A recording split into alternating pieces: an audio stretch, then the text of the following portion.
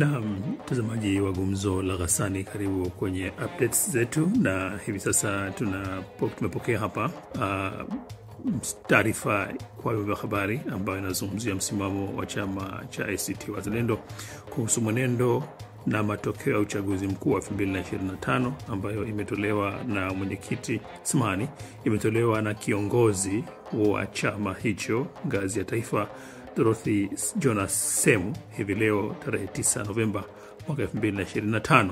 Hapa tutakusomea kama ilivyosema.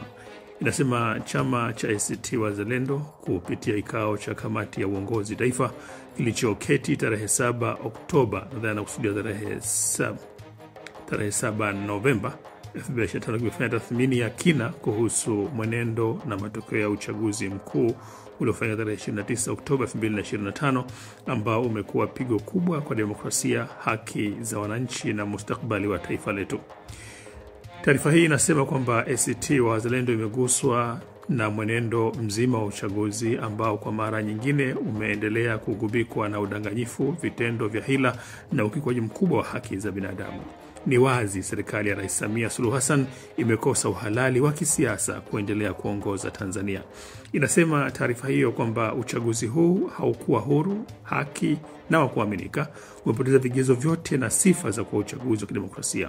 Inaendelea kusema kwamba mchakato mzima wa uchaguzi kuanzia utangazaji wa watu waliojiandikisha, uteuzi wa wagombea, upigaji kura na utangazaji wa matokeo unaonesha kufanyika kwa vitendo vya kihuni vinavyoondoa uhalali kabisa uchaguzi huu.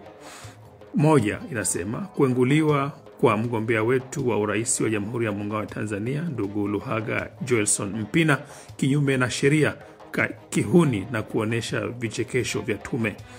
Pili, kutoteuliwa kwa baadhi ya wagombea wa ubunge na udiwani, usumbufu katika kuapisha mawakala na kutoa viapo. Tatu, kupikwa kwa idadi ya wapiga kura ambapo takwimu rasmi zilizotangazwa na Tume ya Taifa ya Uchaguzi eti 86.7% wamejitokeza kupiga kura. Huu ni uongo wa mchana kweupe. Uhalisia unaonyesha kulikuwa na mwitikio mdogo katika vituo vyote nchini. 4, kuna baadhi ya majimbo yaliathiriwa na vurugu za maandamano ambapo masanduku yalichomwa moto, vituo kuharibiwa na matokeo hayakuhesabiwa, lakini tume ilitangaza matokeo ya kubumba ikiwemo Segerea, Kibamba, Ubungo, Kinondoni, Arusha mjini na kadhalika.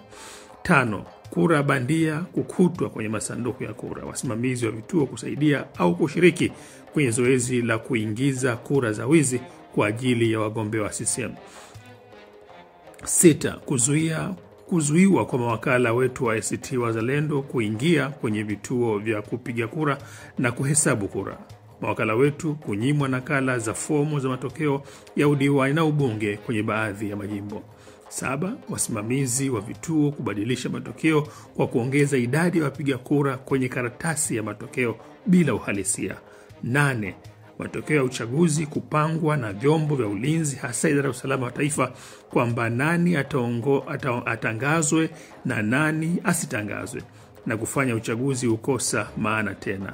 9, kutohesabiwa kwa matokeo, kutofanyika kwa majumuisho, kuchezewa na kutangazwa kwa matokeo ya uongo ambapo matokeo ya kura za urais yalitangazwa kinyume na takwimu halisi kutoka vituo vya kupigia kura.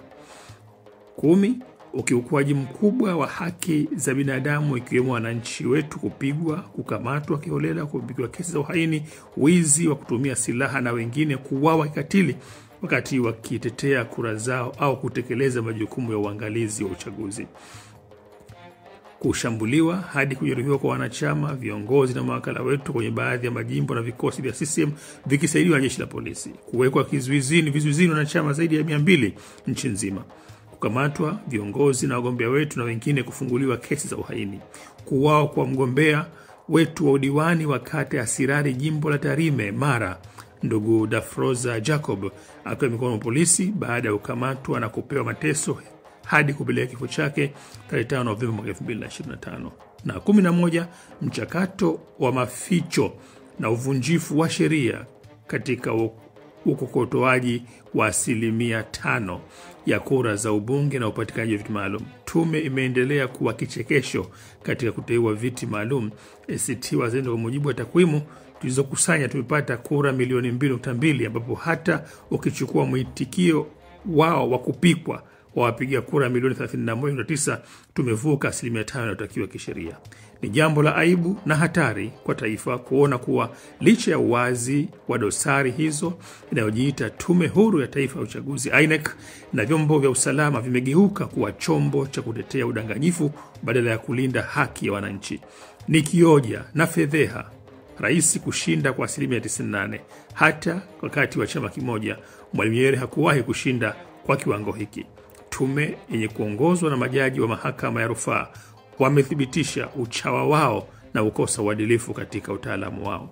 Taarifa za waangalizi wa ndani na wa kimataifa ikiwemo SADC, Umoja wa Mataifa UN, Umoja wa Ulaya EU na vyombo vya kiraia zimeonyesha kuwa uwazi kwa uchaguzi huu uligubikwa na ukiukwaji mkubwa wa taratibu, hofu na udanganyifu wa taarifa za waliopiga kura. Vitendo hivi vilivyofanywa na CCM na vyombo vyake washiriki, yani tume ya uchaguzi na vyombo vya ulinzi na usalama, ni uhaini dhidi ya demokrasia na ni usaliti mkubwa kwa damu na jasho la Watanzania waliopigania haki ya kupiga kura tangu enzi za uhuru. Ni uthibitisho tosha kwamba serikali inayojiita iliyochaguliwa kupitia uchaguzi 2025 haina uhalali wa kisiasa wala kisheria mbele ya wananchi wa Jamhuri ya Muungano wa Tanzania. Uhalali wa kisiasa hauwezi kujengwa kwa udanganyifu, udhalimu, uporaji wa ridhaa ya wananchi kwa kutumia mabavu ya dola. Lakini inasajabisha kuona viongozi wa nchi wamejaa viburi na kupuuzia vilio na madai ya wananchi. Bado CCM na uongozi wa nchi kwa ujumla wanakataa mauaji waliofanya, matumizi ya nguvu kupitiza kiasi, na sasa inaendelea na kamata. ACT Wazalendo nasisitiza kwa madai ya wananchi hayajibii kwa risasi wala propaganda.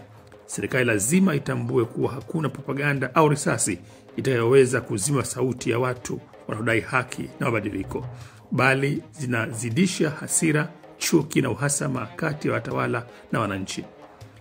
Msimamo wa ACT Wazalendo. ACT Wazalendo inataka hatua zifuatazo zichukuliwe kunusuru Tanzania yetu. Kwanza, tunaitaka serikali kusitisha mara moja vitendo vya vitisho, kamata na ukandamizaji dhidi ya wananchi na viongozi wa vyama vya upinzani nchini. Madai ya wananchi hayajibii kwa risasi, kubambikia kesi wala propaganda, ila zote hizo haziwezi kuzima sauti ya watu wanaodai haki na mabadiliko. Pili, tunaitaka serikali kuwaachia huru viongozi wote wa kisiasa na wananchi waliobambikiwa kesi mbalimbali kutokana na matukio ya 29 Oktoba 2025 na siku zilizofuatia, kama hatua ya awali kabisa ya kuweka mazingira ya kuliweka pamoja taifa. Tatu, iundwe tume huru ya uchunguzi nje ya serikali kuchunguza matukio yote yaliyosababisha kuvurua uchaguzi mzima, na wale waliohusika kuharibu kwa makusudi wawajibike, ikianzia rais mwenyewe. 4, kuundwe tume maridhiano iliyo huru kwa National Cohesion Commission itakayoleta pamoja serikali, viongozi wa upinzani na wananchi kwa lengo la kukomesha uonevu na kuweka mfumo bora wa uendeshaji wa nchi. 5, tunataka mageuzi ya kidemokrasia, hususan katiba mpya itakayounda tume huru ya uchaguzi itakayoweka mipaka iliyo wazi kati ya dola na chama tawala na kuweka uhuru wa vyombo vya habari na vyama vya siasa. 6, tutaipeleka mahakamani INEC kuzuia kuapishwa kwa bunge viti maalum na kulazimisha kuleta takwimu walizotumia kutokana na kuteua viti maalum vya ubunge. 7, tunarejea wito wetu wa kuruhusu uchunguzi wa kimataifa dhidi ya mauaji ya Oktoba 29, 2025 ambayo kwenye mabano yameandika #TSOctoberMassacre ili kupata ukweli kwa yaliyotokea kiasi cha nchi yetu kupoteza watu wake wengi zaidi kuliko wakati wote katika historia ya nchi yetu. Pia tunatoa wito kwa Watanzania wote kuwa na mshikamano wakati huu ambapo taifa linapita kwenye mtihani mkubwa, na uhakikisha kwa pamoja tunapigania haki za raia. ACT Wazalendo inaamini Tanzania haitajengwa kwa hofu na risasi, bali kwa uadilifu na uongozi uliopata ridhaa ya wananchi. Watawala wasijidanganyike, hila, vitisho na mauaji haya si dalili ya nguvu zao, bali ni ushahidi wa udhaifu wao wa kisiasa. Rai yetu kwa wananchi kuungana kulinda demokrasia na ukata CCM kubadilisha siasa kuwa uwanja wa vita na kufanya kuwa ni machafuko ya kijeshi. Mwisho wa taarifa hii ambayo imetolewa na ndugu Dorothy Jonas Temu, kiongozi wa chama ACT Wazalendo, leo Novemba 9 mwaka 2025.